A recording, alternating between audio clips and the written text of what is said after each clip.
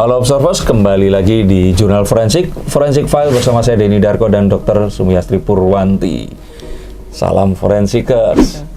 Dok, kita ngobrol tentang, saya dari kemarin pengen ngobrol tapi rasanya itu masih berduka sekali.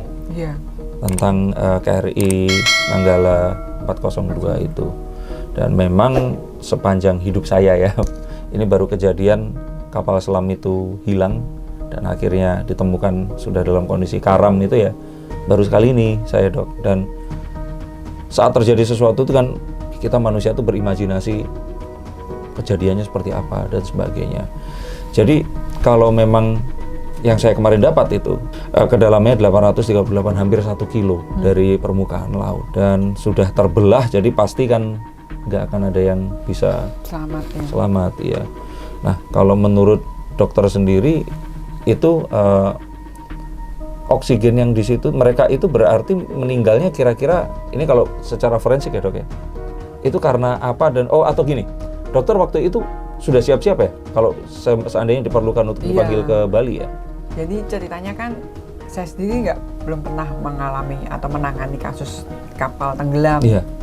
Kapal selam tenggelam dengan korban. Selama karir saya di dunia forensik 22 tahun itu kan kapal pesawat terbang, kapal laut, seperti di mana Samosir, terus kapal imigran gelap, di kepulauan di laut Jawa lepas, di Laut Selatan, terus MH17, bahkan ada juga pesawat yang jatuh dan tidak ketemu sampai sekarang, Adam Air, MH370 di Christmas Island sana, itu kan tidak ketemu. Dan ya memang kalau dilihat dari kronologis, dan saya juga ngikutin karena ada yang saya kenal seorang perwira di sana itu kan. Salah satu itunya. Ya.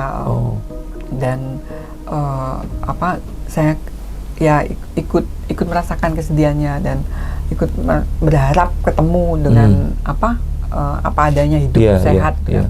Ternyata memang dari kronologis itu, dari batas waktu oksigen 72 jam tidak ketemu, ya saya pikir mungkin nanti bisa ketemu dan bisa kita identifikasi itu aja. Dan memang tim DVI di Bali sudah siap. Kita kan setiap provinsi ada tim DVI dan itu ya ada dokter forensiknya dari kepolisian, dari Universitas Fakultas Kedokteran Sangla, dari TNI juga gabungan, dari Basarnas, dan saya karena senior saya tahunya saya dokter forensik senior dan biasa mengidentifikasi tubuh manusia, kecelakaan apapun sampai seberapa kecil bagian tubuhnya atau body partnya tuh saya disuruh siap-siap gitu kan. Ya sudah, saya persiapkan diri gitu kan sambil menunggu kabar. Tapi kan dalam hati kecil saya memang berpikir kayaknya susah sekali karena sampai hampir 1 kilometer ya pesawat itu kapal selam itu jatuh ke dalam gitu. Dan dari beberapa yang podcast mungkin di teman-teman yang lain di tempatnya Deddy Corbuzier atau tempat yang lain memang berharap ada ditemukan mungkin tubuh manusia atau bagian tubuh. Tapi kalau dikuburkan kalau saya sih ya sudah susah, walaupun mungkin diduga ada tulang-tulang yang keras. Kalau bagian tubuh lunaknya lain mesti udah termasuk tulang-tulang ya saya pikir udah hancur, termasuk tulang kepala juga. Pertama kan di dalam. Hancurnya itu karena tekanan atau karena air laut? Karena air laut dan tekanan. Berarti itu lebih cepat menghancurkan dibanding kalau mohon maaf ini dikubur atau lebih cepat, apalagi kedalaman tinggi banget, di kedalaman. Kalau selama ini yang pesawat jatuh Air Asia, Sriwijaya, Lion Air itu kan mereka masih bisa di bawah 100 meter itu. Iya, mereka masih ada utuh, wall body-nya masih jelas. Walaupun ada body part paling dari tulang-tulang yang keras ya? Iya, yang keras-keras. Artinya berarti yang membedakan ini kondisi body parts waktu ditemukan antara pesawat itu jatuh di kedalaman yang ya normal. Itu kalau itu palung itu berarti kan kayak jurangnya dasar laut dong. Itu adalah kalau di dalam berarti pembusukan dan semuanya itu cepat. Lebih cepat. Mungkin pertama memang terbelah ikut terbagi-bagi ya body part termasuk tulang-tulang. Tapi lambat laun kan kena air laut yang dalam banget, yang ya kandungannya bisa menghancurkan seperti itu. Nah, apalagi arusnya kan kenceng kan. Berarti itu nggak ada cuma di satu tempat ya, akan terbawa kemana-mana ya. Kalau memang bisa itu keluar dari yang diduga bagian kapal selam yang terbelah. Kalau di dalam ya mungkin masih di dalam, tapi pasti udah hancur. Oke. Nah, ini juga proses pengangkatan ini tidak dilakukan karena memang kapal selam itu kan berat sekali dan dia pasti akan ada di kedalaman laut terus ya. Nggak mungkin bisa mengapung kayak beda dengan bahannya kapal laut ya, Dok ya. Ada tuh saya dengerin di tamunya Deddy Corbuzier ada bicara tentang kapal laut yang jagonya itu siapa namanya? Faiz apa? Iya. Faiz siapa? Saya dengerin itu masih muda itu juga bilang nggak mungkin. Iya, makanya itu karena kan memang kondisinya ya kapal laut didesain untuk kapal selam didesain untuk seperti itu. Nah, berbicara tentang persediaan oksigen, Dok, itu kan cuma 72 jam ya. Iya. Berarti kemarin itu pas kita berharap itu mereka berarti selama 72 jam itu masih hidup, Dok, atau bagaimana? Iya, masih hidup. 72 jam kalau kapal selam itu mengalami blackout kalau listriknya mati. Kalau listriknya nggak dalam keadaan mati, sebenarnya oksigen cukup untuk 5 hari. Terus yang poin kedua, yang masalah kapal tadi mengapung, sebenarnya masih bisa, tapi kalau dalam keadaan dangkal. Nah, ini jadi kan ada usaha dari kru-krunya itu ada usaha mengembangkan tumpahan minyak itu karena usaha mereka ngebuang muatan untuk supaya kapalnya bisa mengapung. Tapi kalau kita nggak pernah tahu sisa oksigen itu 72 jam atau lebih atau kurang, nggak ada yang pernah tahu. Kita nggak bisa membuat itu, nggak tahu ya, aku baca itu nggak pernah tahu. Jadi ya intinya tuh kalau saya mikir begitu kapal selam itu turun jatuh ke bawah terus sampai titik di mana dia tidak ada O2 lagi, terus dengan pekatnya air laut atau tingginya gravitasi air laut itu yang membuat kapal itu terpecah, itu saya berpikir dia langsung mungkin tidak ada yang selamat, jadi meninggal seketika. Sebentar, berarti kalau dari apa yang Dr. Hasri dengar dan apa yang Dr. Hasri coba untuk pikirkan itu, mereka waktu udah di dasar itu sudah meninggal. Sudah meninggal. Berarti mereka itu enggak ada, kalau saya kebayangnya itu kan mereka terperangkap dalam gelap selama sekian hari, terus mereka akhirnya mati dalam kondisi sesak nafas itu. Kalau menurut apa yang Dr. Hasri dengar dan rasakan. Iya, rasakan dan pikirkan, dokter pikirkan itu tidak terjadi. Jadi mereka sudah meninggal saat mereka tenggelam itu. Waktu dengan kedalaman itu dan O2 habis itu. Kan kita nggak tahu, tapi saya merasa ya itu berat ya untuk membayangkan apakah mereka menderita atau tidak, tapi dengan saya belajar ilmu kedokteran forensik dan merasakan proses, maksudnya bukan merasakan atau mempelajari proses waktu kematian, tanatologi itu, jadi ya mereka langsung meninggal sesaat. Intinya tidak ada rasa sakit tidak ada rasa sakit gitu. Karena proses kehilangan O2 itu. Ya semoga seperti itu, Dok. Bukan semoga, artinya ya memang yang itu lebih baik daripada mereka kan itu tadi ya. Cuman ya memang saat ada pesawat terbang pun kemarin itu yang langsung jatuh itu, dokter pun menceritakan bahwa orang kan kebayangnya kan mereka langsung terhantam terus terpotong tubuhnya atau apa. Nah, tapi sebenarnya kan kalau menurut apa yang dokter pelajari, waktu dia itu turun, mereka sudah hilang, pingsan, hilang dan langsung meninggal. Langsung meninggal. Jadi nggak merasakan sakit. Oke. Nah, akhirnya kan seluruh awak KRI Nanggala 402 ini oleh Laksamana TNI Marskal Hadi Cahyanto itu kan dinyatakan kalau gugur, Dok. Dan dinyatakan begitu karena setelah melihat bukti-bukti otentik. Nah, berarti kan memang melalui sebuah proses forensik juga kan untuk menentukan bukti-bukti otentik ini tadi.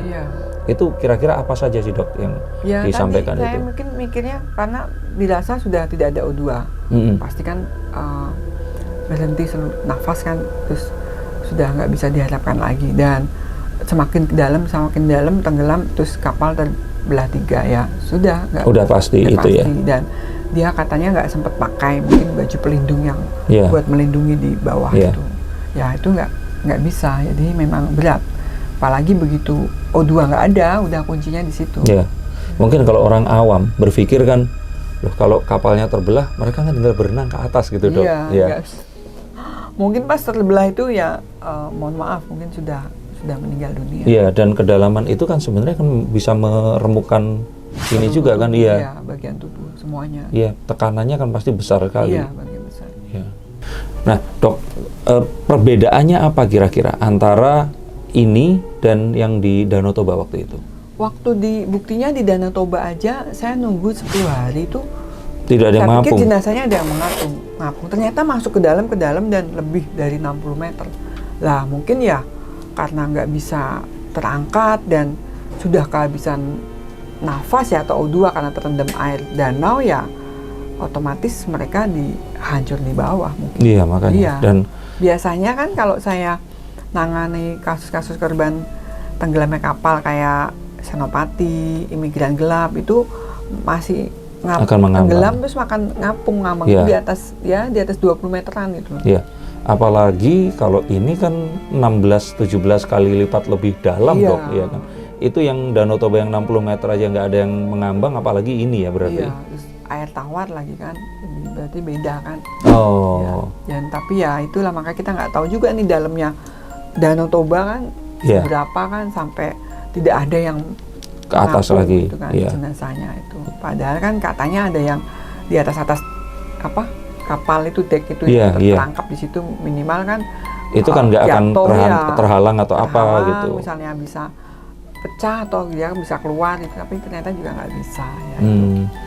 Itu dan ya diharapkan tidak ada lagi, Mas Denny. Iya. Kalau dibandingkan dengan pesawat terbang, itu berarti tenggelamnya pun juga kecepatannya sama, atau kalau yang misalkan sampai hilang sama sekali dok? Kalau ini kan puingnya masih kita bisa temui, kayak MH370 dan sebagainya. Adam Air itu mungkin karena tak jatuhnya di laut arah Puru sana ya, Maluku ya. Itu berarti arusnya dan dalam dan arusnya kenceng, langsung masuk ke dalam. Iya. Saya pikir jadi sampai ya nggak pernah ketemu sampai sekarang. MH370 apalagi peralatan canggih Malaysia cari, Australia cari nggak ketemu juga. Padahal lebih besar kan, penumpangnya banyak. Betul. Berarti itu adalah satu hal yang sampai nanti pun kita belum bisa mengetahui, ini tetap misteri ya seperti itu dok? Ya misteri, kecuali nanti ditemukan mungkin kayak GPS ya. Pesawat atau kendaraan dimanapun dia berada bisa terdeteksi gitu. Tapi kalau di dalam air, hal seperti itu masih mungkin bisa dideteksi ya dok? Bisa lah, dengan kecanggihan sekarang kan, kapal dari Singapura itu katanya yang menemukan. Bisa. Gitu. Okay. Nah dok, tapi berbicara tentang apakah body parts ini ditemukan atau tidak, itu kan terlepas dari bahwa forensik itu juga menyiapkan data antemortem juga. Iya, jadi ya memang di sini karena yang meninggal banyak, diduga ya korbannya banyak, kita yang turun memang DVI. DVI itu kan Disaster Victim Identification, untuk metode identifikasi korban bencana dalam hal ini karena karena tenggelamnya kapal Nenggala 402 ini. Jadi semua dipersiapkan, jadi dari TKP-nya jelas, DVI kan ada beberapa fase ya. Fase pertama itu TKP luas, dalam, dan ya semua itu di TNI dan Basarnas mungkin yang turun langsung ya, untuk mencari TKP sebenarnya di mana. Fase kedua ya kita menyiapkan data-data itu antemortem, dan karena antemortem itu data sebelum mereka meninggal, karena ini semua ada TNI Angkatan Laut punya semua kan, datanya lengkap sampai mungkin dari data ciri medisnya atau tanda khususnya sampai data gigi dan DNA-nya semua udah lengkap seperti itu. Dan yang kita cari kan kalau ditemukan data postmortem, kita identifikasi kan kira-kira apa, baru kita terakhir kita cocokkan rekonsiliasi lah, itu udah semua ya sudah tinggal jalan. Jadi sewaktu-waktu ditemukan tuh bisa kita lakukan proses atau metode DVI ini.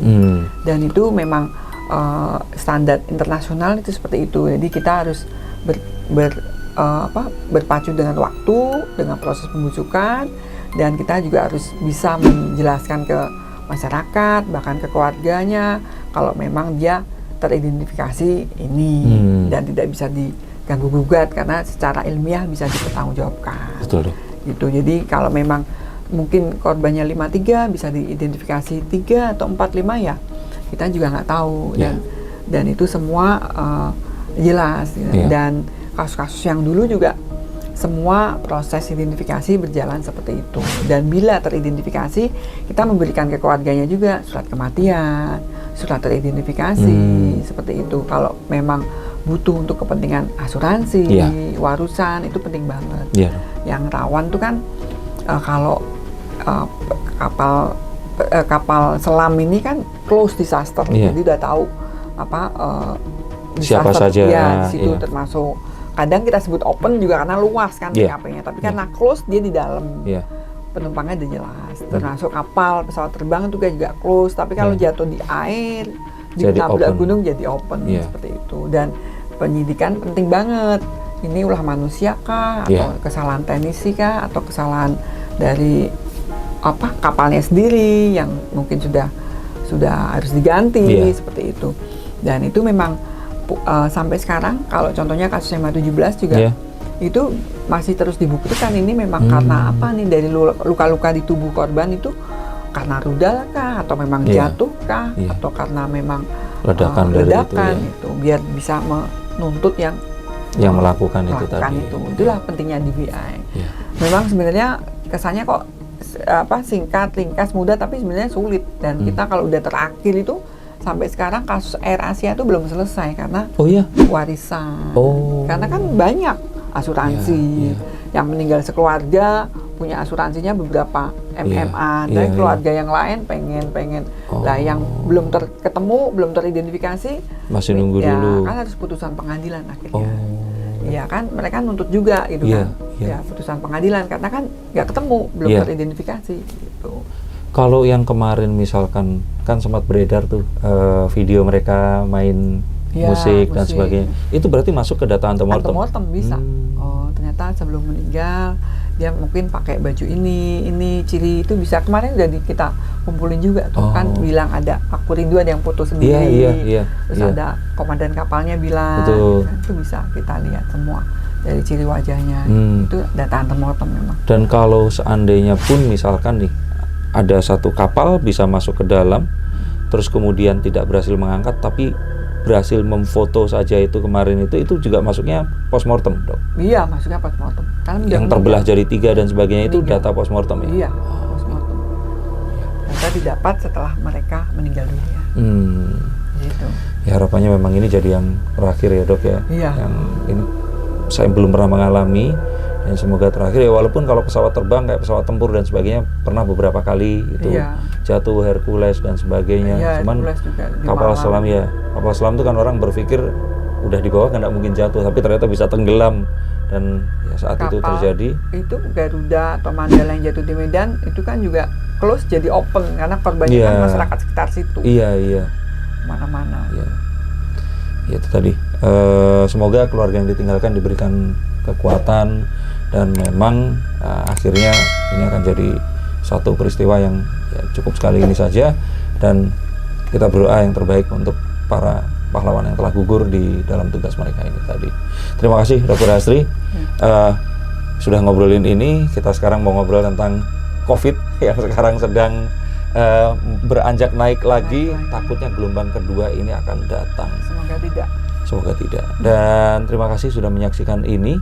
Tetap ikuti Jurnal Forensik File bersama saya Denny Darko dan Dr. Sumiastri Purwanti. Yang paling penting di sini adalah jangan pernah berasumsi sebelum mencari bukti. Salam Forensikers. Sampai jumpa.